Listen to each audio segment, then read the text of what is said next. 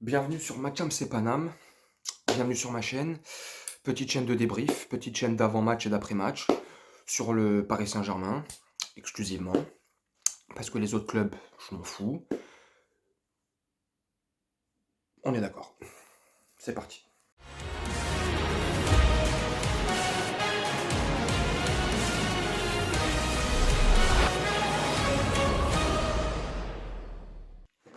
Donc, pour parler du match de demain soir, vendredi à 21 h sur Amazon Prime, PSG-Brest, premier match au Parc des Princes. Comment moi je vois le match? Vous pouvez me répondre en commentaire. Moi, comment je vois le match? Assez facile, ça reste Brest, c'est pas pour leur manquer de respect, mais Brest, c'est une toute petite équipe. On est le Paris Saint-Germain quand même, on va pas l'oublier, ça reste que la Ligue 1, non plus, excusez-moi. Avec les renforts qu'on vient de se prendre cet été, sans parler de Messi, hein, mais juste de Wijnaldum, de Hakimi, parce que Ramos, Donnarumma et bon, l'extraterrestre Messi, ça on peut le mettre de côté, mais Donnarumma et Ramos, bon, Ramos encore blessé, on n'est pas prêt de le voir avant la mi-septembre, et encore, si Dieu veut.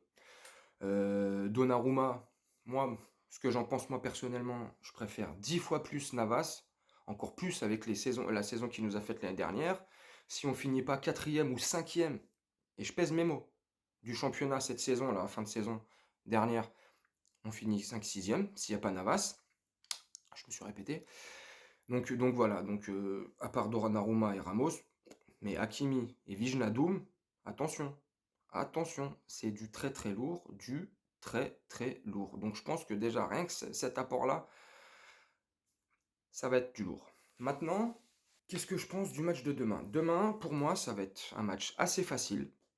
Et quand je dis assez facile, je me comprends, c'est pas pour manquer une fois de plus de respect à Brest ou quoi, mais avec l'effectif qu'on a, avec la feuille de match, avec les joueurs qui sont alignés sur la feuille de match probablement demain, je me dis, bon, on a quand même une chance de leur mettre une grosse valise. Comme on dit, ça va caresser le cuir tout doucement.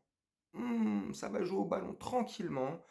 Ça va se monter en pression. Ça va se monter tranquillement. Faut être prêt optimum pour le 15 septembre, la Ligue des Champions.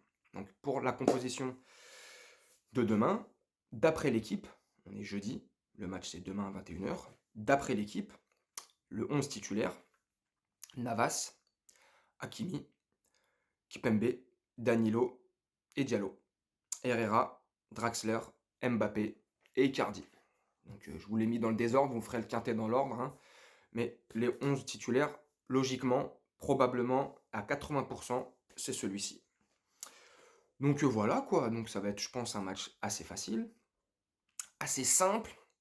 J'espère que dans la gestion de l'effectif et des temps forts ou les temps faibles comme on dit, j'espère que ça va bien se passer, tranquille, il ne faudra pas recommettre les mêmes erreurs qu'à Strasbourg notamment, mener tranquillement, mener 3-0 à la mi-temps, si je dis pas de bêtises, se faire prendre 2 buts comme ça dans leur temps fort, alors que on n'a pas su gérer nous notre temps faible, on joue au sénateur, on était là, on portait les valises tranquillement, voilà, bien fait pour notre gueule, et comme je l'avais dit avec des potes pendant le match et avant le match, et un autre pote me l'a bien dit, me l'a bien fait rappeler, il m'a dit tu vas voir, Gamero va mettre son but, et c'est vrai, parce que toutes les fois où on joue un club qui a un ancien joueur à nous, un ancien attaquant, à chaque fois, il nous plante un but. Je sais pas, ça doit être la tradition parisienne, culturellement, je sais pas. Ils nous la mettent à chaque fois. On peut rencontrer n'importe quelle équipe. La preuve, Strasbourg, une équipe, franchement, je leur manque pas de respect. Hein.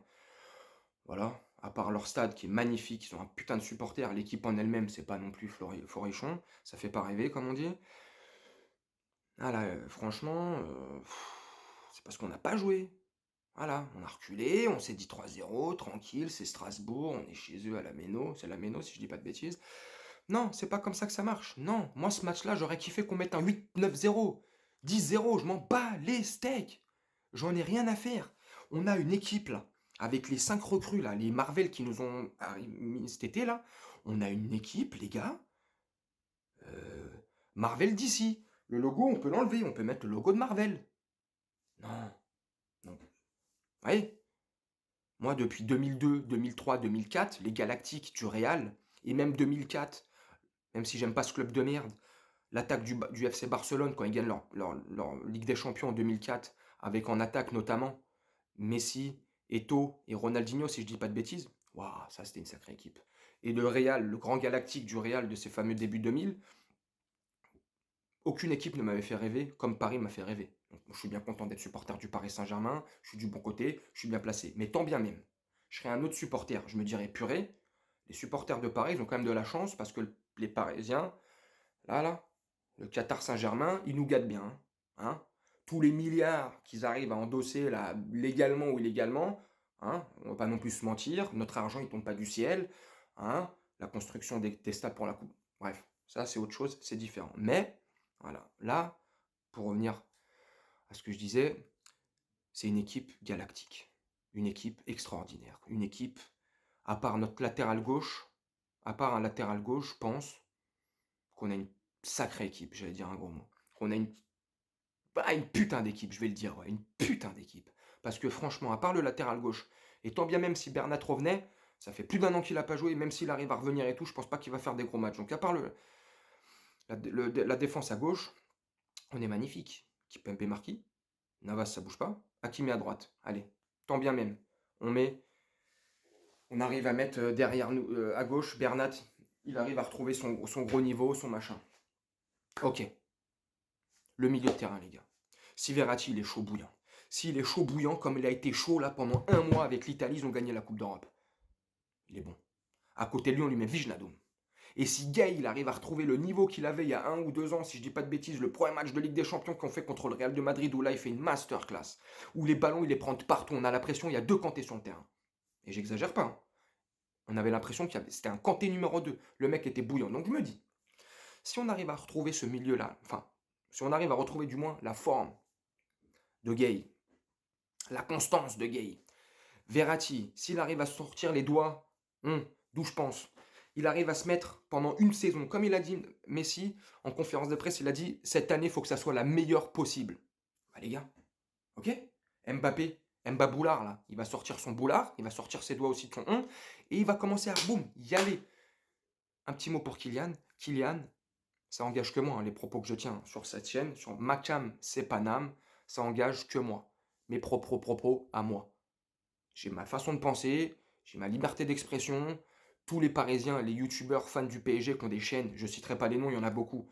Ils ont leur libre façon de penser, il y en a ils font du bien, il y en a ils font de la merde, il y en a ils sont trop pro, il y en a ils sont pas assez, il y en a ils sont trop corporate, il y en a ils ont pas voilà, il y en a ils arrivent pas à voir, il y en a on leur met 2 3 trucs, un petit joueur, ça y est, c'est ouais, le Messi. Bref, donc voilà, bon, donc je m'écarte un peu des sujets machin mais bon. Donc là je me dis si tout le monde arrive à se mettre d'équerre, si tout le monde arrive à se mettre avec Messi en se disant bon voilà, on a le GOAT dans notre équipe. Messi, honnêtement, je vais être franc avec vous. Avant qu'il arrive chez nous, je ne lui accorde pas une seule attention. Je connais rien de sa vie. J'ai jamais regardé un reportage sur lui. Depuis qu'il a signé chez nous, c'est pas que je m'intéresse plus à lui. J'ai toujours pas regardé de reportage sur lui, machin, nana. Mais c'est un joueur qui porte nos maillots, qui porte nos couleurs. Donc à partir du moment où il a endossé pardon, notre maillot, je le supporte, les gars. Et c'est un putain de joueur, faut dire ce qui est. Et tant bien même quand il était au Barça, même si j'aime pas ce club, c'est un club, bon, ça engage que moi une fois de plus, ce club je le déteste. Bref, c'est autre chose. J'étais quand même d'accord et je pouvais pas ne pas faire autrement de toute manière. Messi était avec Ronaldo, c'est 2 monstres. Neymar et Mbappé ne leur arrivent pas à l'archeville, mais loin de là. Mais les gars, et si tant bien même ils pensent qu'il leur arrive à la cheville, mais les gars, ils sont complètement trompés. Bon, voilà, ça c'était une petite aparté. J'espère que tout le monde se mettra dans le bain. Tout le monde se mettra au diapason. Tout le monde ira prendre le même train à la même heure sur le même quai et pendant 90 minutes, on expose tout. Il faut qu'on refasse des trucs comme à l'époque de Laurent Blanc. Parce que pour moi, ça fait plus de 25 ans que je suis supporter du Paris Saint-Germain. J'ai 38 ans. J'ai 38 ans. Je supporte le PSG depuis que j'ai 10-12 ans, depuis que mon père m'a ramené une écharpe. Une écharpe du parc. J'y avais pas été, c'est mon père qui a été avec ses amis, il m'a ramené cette putain d'écharpe. Et je suis tombé amoureux de ce club.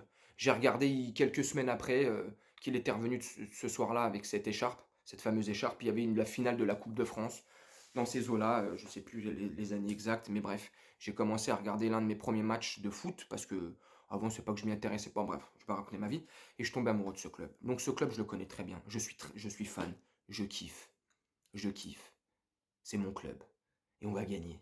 et on va tout pliter. Et la Ligue des Champions, normalement, cette année, si on y arrive, si on a un peu de chance, si au tirage au sort, on se tire pas des gros à chaque fois, ça peut le faire, les gars. Et demain, Brest, ouf, ça va, ça va sentir le poulet, les gars. Hein. Petit mauvais jeu de mots.